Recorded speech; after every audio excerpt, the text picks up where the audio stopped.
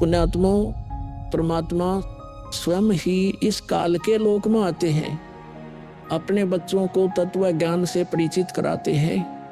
दास के अंदर उसी पूर्ण परमात्मा कबीर साहिब जी की शक्ति काम कर रही है।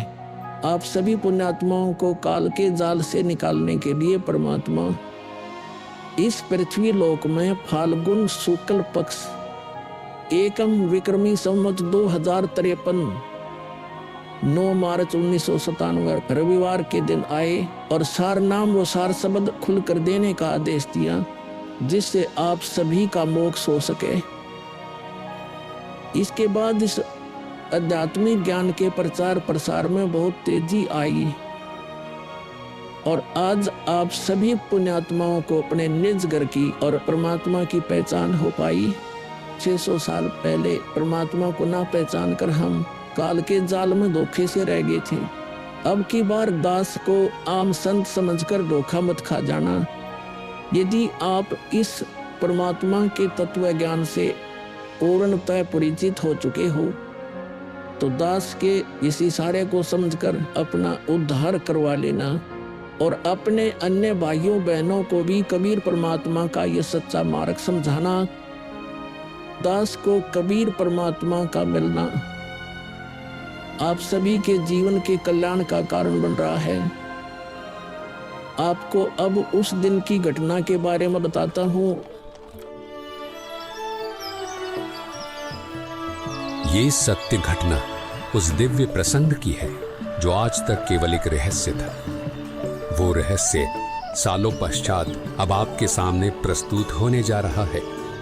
संत रामपाल जी महाराज जी के जीवन का वो महत्वपूर्ण दिन जिसके विषय में उन्होंने आज तक भक्त समाज के समक्ष केवल सांकेतिक और आंशिक वर्णन किया था, अब उनकी आज्ञा से वो दिव्य प्रसंग विस्तार से प्रस्तुत हो रहा है। ये प्रसंग उस दिन का है जिस दिन संत रामपाल जी महाराज जी को कबीर परमेश्वर जी स्वयं इस धरातल पर आकर मिले थे। हे गुरुदेव राम देवानंद जी महाराज, ना जाने आपने इस दास में क्या देखा कि आपने इस दास को इतनी बड़ी जिम्मेदारी दे दी। अपने बाद मुझे गुरु पद पर बैठा दिया।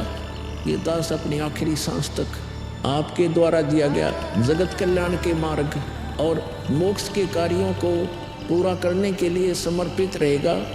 परमात्मा का सत्य ज्ञान और सच्चा मंत्र हर घर तक पहुंचा के छोड़ दूंगा, फिर चाहे कुछ भी बीते मेरे साथ। ये दास आजीवन परमात्मा के मार्ग में कार्यरत रहेगा। ये फाल्गुन शुक्ल पक्ष एकम विक्रमी संवत 2053 9 मार्च 1997 रविवार की बात है। संत रामपाल जी महाराज हरियाणा के झज्जर जिले के एक झाड़ली कस्बे में गरीबदास जी महाराज जी की वाणी का पाठ करने गए थे। वहां किसी कारणवश पाठ रद्द होने की वजह से वे वापस आ रहे थे। वहां से लौटते समय संत रामपाल जी महाराज कबीर परमात्मा की याद में मग्न अपने दोपहिए वाहन पर सवार वापस लौट रहे थे। संत रामपाल जी महाराज स्कूटर को रास्ते में एक चाय की दुकान के पास रोक देते हैं। राम राम महाराज जी। राम राम भगत जी। महाराज जी चाय समोसा लगा दूं?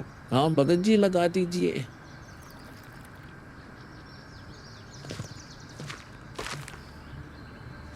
इस बोले भगत को भी परमात्मा का तत्व ज्ञान समझाना चाहिए। भगत जी, कबीर परमात्मा की भक्ति करनी चाहिए। मनुष्य जीवन हमें सिर्फ इसीलिए मिलता है। मानुष जन्म दुर्लभ है ये नलन बोरे, जैसे तरवर से पत्ता टूट गिरे वो बोर न लगता डोरी। भगत जी, इस काल लोक का कोई भरोसा नहीं है, न जाने कब किस पर क्या बिजली गिर जाए। इसलिए कहता हूँ आपको कि कबीर परमात्मा से जुड़ जाओ, नाम दीक्षा लेकर अपना कल्याण करवा लो। वो कबीर परमात्मा यह भी आपकी और आपके परिवार की रक्षा करेगा और मृत्यु के बाद सीधा मोक्ष को प्राप्त कर जाओगे। ठीक कहते हो महाराज जी। ये कबीर परमात्मा ऐसे गंदे लोक में जहां आदमी की जिंदगी का पल का भरोसा नहीं, व्यक्ति यहाँ जी कैसे रहा है, ना जाने कब क्या हो जाए, कब कौन सी बीमारी हो जाए, कब दुर्घटना हो जाए, कब कोई संसारिक आपदा आ जाए। दाता, आपकी भक्ति के बिना यहाँ किसी को ना सुख मिल सकता है और न ही मोक्ष। ये बात ये बोले जीव कब समझेंगे? आखिर ये अज्ञान अंधेरा कब दूर होगा दाता? आप ही दया करेंगे कबीर परमेश्वर। ये बोले जीव तो अपना जीवन आपकी भक्ति के बिना व्यर्थ ही कर रहे हैं।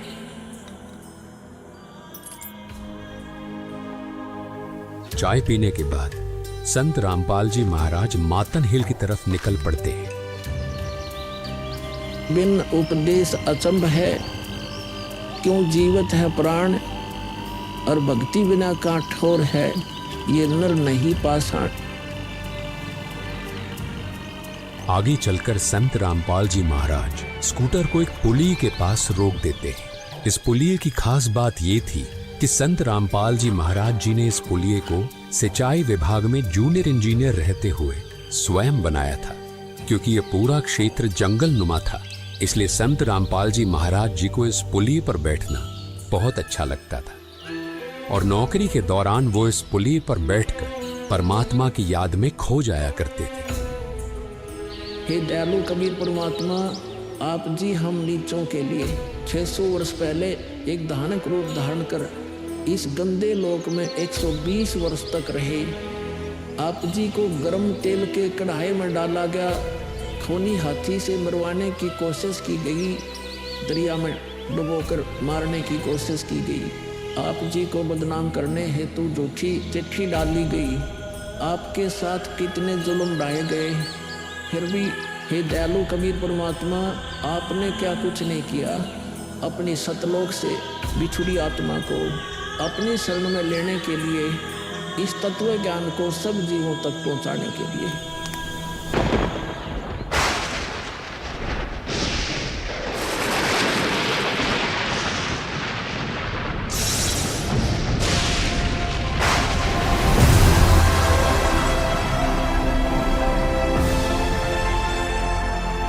साहेब कबीर आजा आत्मा तोए पुकारती, तेरे हाथ में चाबी वो सतगुरु सतलोक द्वार की।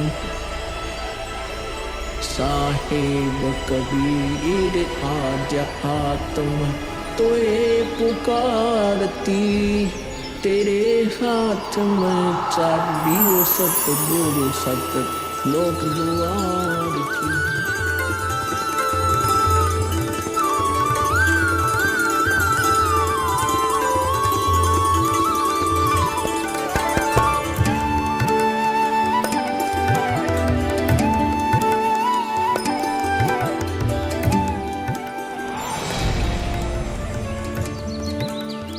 राम राम भगत जी। राम राम। आओ भगत जी बैठिए, खड़े क्यों हो? संत रामपाल जी महाराज अपने परने को पुलिया की दीवार पर बिछा देते हैं और महात्मा जी से बैठने का आग्रह करते हैं। कहाँ से आए हो बेटा, क्या करते हो? भगत जी, वैसे तो मेरा गांव धनाना है, जिला सोनीपत में पड़ता है। अब एक छोटा सा मकान बनाकर रोहतक में रहता हूँ। जूनियर इंजीनियर था, लेकिन अब नौकरी छोड़ दी है। बेटा, तेरे धनाना और रोहतक वाले घर के बारे में तो मैं अच्छी तरह से जानता हूँ और यह भी जानता हूँ कि तेरे 2 पुत्र और 2 पुत्री हैं। मैं तो यह पूछ रहा था कि इस जन्म से पहले तेरा घर कहाँ था? अरे, इन महात्मा जी को मेरे बारे में इतना कैसे पता है? महात्मा जी, जन्म से पहले हम सतलोक में थे, वही हमारा घर था। लगता है ये भगत जी राधा स्वामी पंथ के अनुयायी हैं। इनको सत्य का ज्ञान कराना चाहिए। मेरे गुरुजी स्वामी रामदेवानंद जी हैं। मेरे भगवान कबीर देव जी सृष्टि के रचनहार हैं, वही सतपुरुष है। कुछ पंथ वाले सतलोक के विषय में तो बताते हैं, लेकिन वे सतपुरुष को निराकार बताते हैं, जो कि बिल्कुल झूठ है।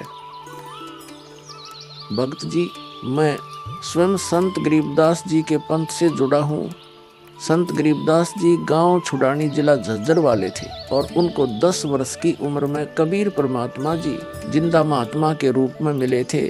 उसके बाद कबीर परमात्मा जी गरीबदास जी की आत्मा को अपने साथ सतलोक ले गए थे और वहाँ की सारी व्यवस्था दिखाकर उन्हें इस धरती पर वापस छोड़ा था। फिर उन्हीं बालक गरीबदास ने सतलोक के बारे में बताया कि ऊपर सतलोक है, वहाँ सारी सुख सुविधा उपलब्ध हैं, सदाबहार बाग हैं, नर नारी की सृष्टि है। वहीं पर एक गुम्मट युक्त महल में कबीर परमात्मा जी सिंहासन पर बैठे हुए हैं और वहीं से कबीर परमात्मा जी इस सृष्टि को चला रहे हैं। हम सब वहीं रहा करते थे, वही हमने जाना है। जो सतलोक में केवल प्रकाश ही प्रकाश बताते हैं उनका ज्ञान गलत है, वे मोक्ष प्राप्त नहीं कर सकते। भक्त जी उस बालक गरीबदास ने वाणियों के माध्यम से बताया है कि गरीब अनंत कोटि ब्रह्मांड का एक रति नहीं भार, सतगुरु पुरुष कबीर हैं कुल के सिरजनहार। कौन कबीर?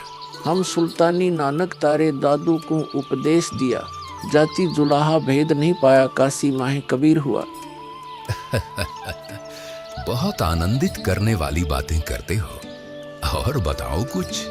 इन्हें अपना ज्ञान अधूरा लग रहा है, हो सकता है ये नाम दीक्षा लेकर परमात्मा से जुड़ जाए। भक्त जी, अगर आपको अपना कल्याण करवाना है तो एक ही तरीका है, नाम दीक्षा। मेरे पूज्य गुरुजी ने मुझे नाम दीक्षा देने का आदेश दे रखा है। मैंने अपना घर और नौकरी छोड़ दी है, अब गुरुदेव जी की ही आज्ञा अनुसार प्रचार और दीक्षा देने का पवित्र कार्य कर रहा हूँ। बेटा, क्या तुम्हारे गुरु जी ने तुम्हें सारनाम और सार शब्द देने का भी आदेश दिया है? इन्हें कैसे पता सारनाम सार शब्द के बारे में? गुरुदेव की आज्ञा थी कि अभी सारनाम को सार्वजनिक नहीं करना है। उन्होंने कहा था कि मुझे स्वयं परमेश्वर कबीर जी मिलेंगे और वही मुझे सारनाम को सार्वजनिक करने का सही समय बताएंगे। तब तक यह सारनाम केवल विशेष विश्वास पात्र अनुयायियों तक सीमित रखना है। बेटा रामपाल, मैं ही सत्य पुरुष कबीर हूँ। अब वह समय आ गया है सारनाम और सार शब्द प्रदान करने का। वह भक्त जी, मैंने आपको बता दिया कि कबीर परमेश्वर मुझसे मिलने आएंगे, तो आप स्वयं ही कबीर परमेश्वर बन बैठे। मैंने अपने गुरु जी से पूछा था कि हे गुरुदेव, मैं कैसे पहचानूंगा जो मुझे मिलेंगे कि वे कबीर भगवान हैं? गुरु जी स्वामी राम देवानंद जी बोले, यह विश्वास करवाना व पहचान करवाना उनका काम है। तभी तो मैं बता रहा हूँ, मैं ही सत्य पुरुष कबीर हूँ। कबीर परमेश्वर जी सबको जिंदा बाबा के वेश में मिले, आप तो जिंदा बाबा वाले वेश में नहीं हो। जिंदा महात्मा तो मुसलमान साधु होते हैं। मुसलमान धर्म तो अभी 1500 साल पहले ही बना है। मेरा असली वेश तो यही है जिस रूप में मैं तुम्हारे सामने खड़ा हूँ। रामपाल, तुम मेरी परम हंस आत्मा हो। जगत कल्याण के लिए मैंने ही तुझे भेजा है। अब सही समय आ गया है सार नाम और सार शब्द देने का। मैं कभी सिर पर मुकुट, कभी पगड़ी, कभी टोपी धारण कर लेता हूँ। चारों युगों में आता हूँ। सतयुग में सत सुकृत नाम से, त्रेता युग में मुनींद्र नाम से, द्वापर युग में करुणामय नाम से और कलयुग में अपने वास्तविक नाम कबीर देव यानी कबीर नाम से आता हूँ और तेरे जैसी हंस आत्माओं से मिलकर उनका भ्रम दूर करता हूँ। लेकिन अगर तुझे केवल जिंदा महात्मा के रूप में विश्वास है तो मैं तुझे अपना वो रूप भी दिखा देता हूँ। ये देख।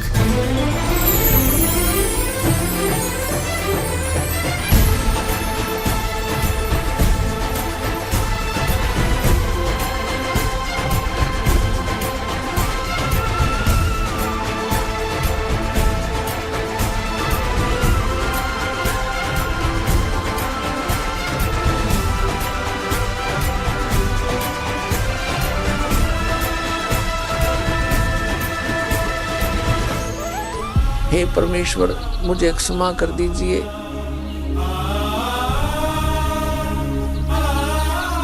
मुझसे अनजाने में गलती होगी।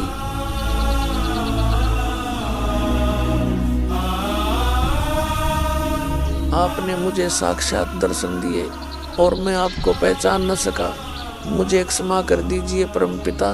बेटा रामपाल, अब वो समय आ गया है जो मैंने धर्मदास को कहा था कि कलयुग बीते 5505 तब यह वचन मेरा होगा साचा। यानी जब कलयुग 5505 वर्ष बीत जाएगा तब मैं खुद इस धरातल पर आऊंगा और अपने बच्चों को तत्व ज्ञान समझाकर इस काल लोक से सतलोक ले जाऊंगा। बेटा रामपाल, तुम मेरी परमहंस आत्मा हो। अब इसके आगे बेटा मैं ही तेरे रूप में सारी लीला करूंगा और यह तत्व ज्ञान अपने बच्चों को बताऊंगा, उन्हें सतलोक की राह दिखाऊंगा।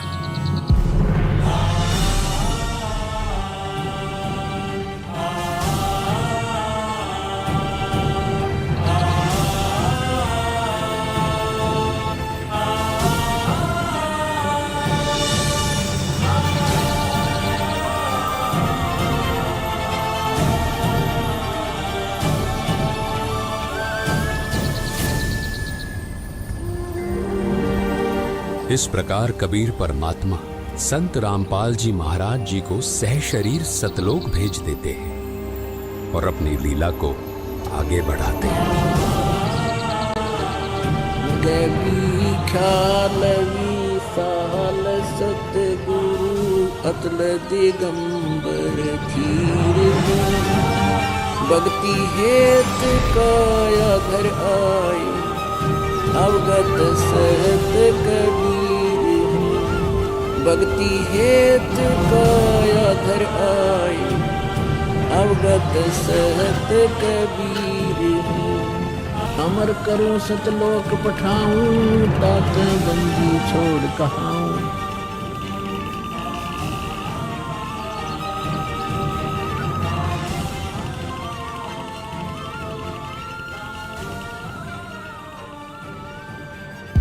इस प्रकार कबीर परमात्मा संत रामपाल जी महाराज जी को सह शरीर सतलोक भेज देते हैं और स्वयं सर्व सृष्टि रचनहार कबीर परमात्मा संत रामपाल जी महाराज जी के रूप में संपूर्ण संसार का उद्धार करने के उद्देश्य से इस पवित्र मिशन पर निकल पड़ते हैं।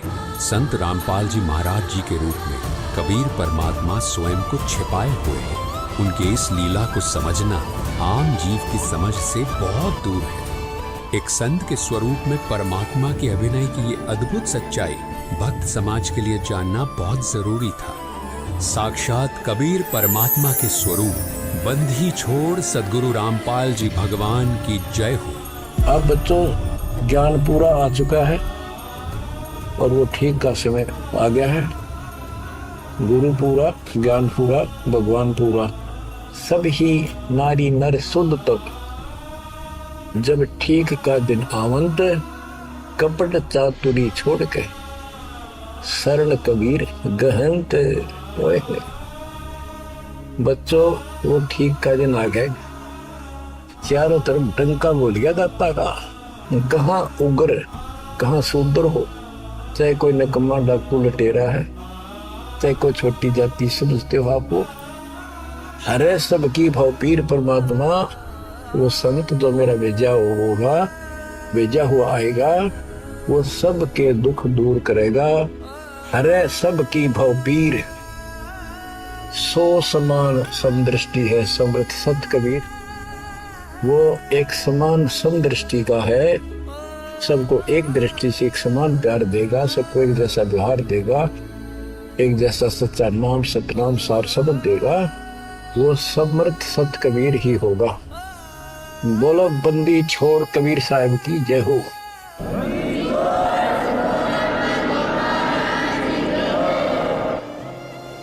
आपके मोक्ष के लिए परमात्मा ने कसर नहीं छोड़ रखी।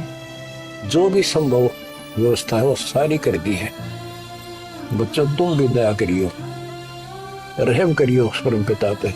बच्चों आने वाली पीढ़ियां आपको भी याद करा करेंगी, जब तक चांद सूरज रहेंगे आपका नाम रहेगा कि हमारे कौन माता पिता, कौन दादा परदादा दादी इसे अमृत ज्ञान को हमारे पूर्व में लाए थे। आने वाली पीढ़ियों के उद्धार के लिए तुम जिम्मेवार हो, कुर्बान हो जाओ। पहचान लो उस परम पिता को और पहचान लो अपने गुरुदेव को। परमात्मा आपको मोक्ष दे, आपको सद्बुद्धि देकर रखे, आपको भगवान की याद बनी रहे, सतलोक याद रहे, काल का कष्ट भी याद रहे। यहाँ भी सुखी रहो, सतलोक में सदा सुखी हो जाओ। ये दास का आशीर्वाद है। सत साहिब।